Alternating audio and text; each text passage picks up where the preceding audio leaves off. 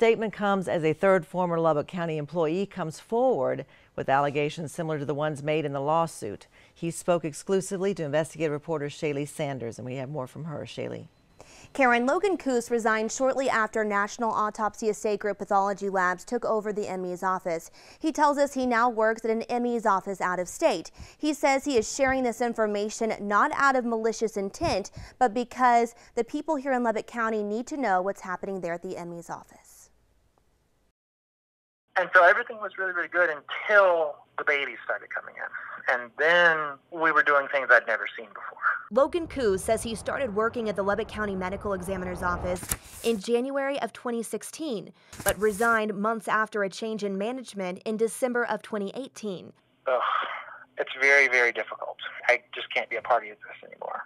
Coos, who recently took an out-of-state job, talked to us over the phone and says procedures for autopsies drastically changed when Chief Medical Examiner Dr. Sridhar Natarajan retired last summer and the county signed a contract with National Autopsy Estate Group Pathology Labs based out of San Diego, California. NAG employs our Chief Medical Examiner Dr. Sam Andrews. NAG CEO Dr. Evan Matches, who is not licensed here in Texas, told KCBD in an October 2018 interview that he visits the Lubbock office on occasion to help with administrative duties. When NAG took over, Coos says he began working solely in the autopsy suite.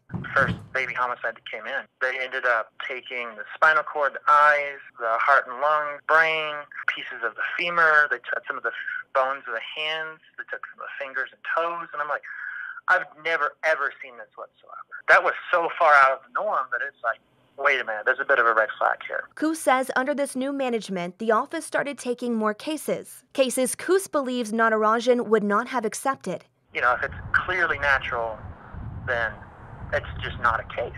You know, it wastes our time, it wastes taxpayers' money. But they're bringing in children that very, very much were natural. You know, meningitis, they had documented RSV, and they're bringing those in. And they're also taking the eyes and the brain and the heart and lungs and the spinal cord. That seems to be normal for them. In the meningitis case, Coos says the child had retinal hemorrhaging, which can be associated to aggressive meningitis. He says it can also be a sign of trauma. So staff completed an autopsy, reporting their findings, which allegedly showed no sign of abuse, to law enforcement. Both Matches and Andrews told them it was no trauma, no sign of abuse, nothing like that.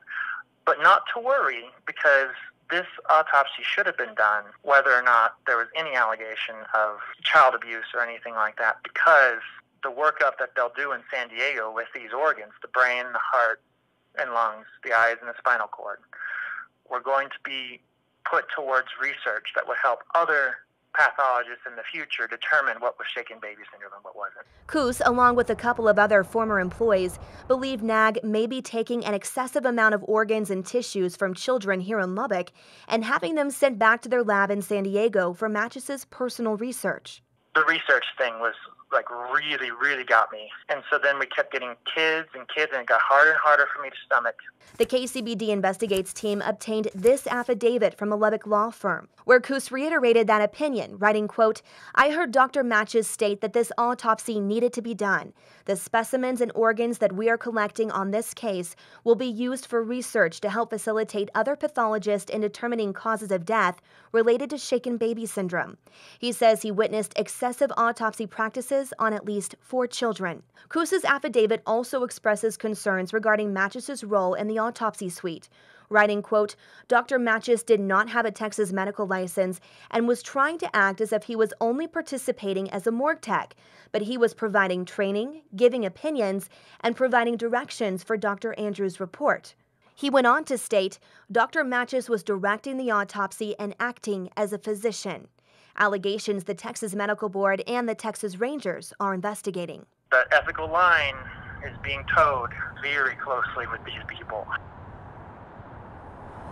He says they cannot comment on these allegations because of that pending Texas Rangers investigation. We have asked NAG for a comment on these allegations and have not heard back at this time. Again, to read NAG's full response to the lawsuit filed last week, visit our website or our KCBD mobile app. Karen. All right, thank you, Shaley.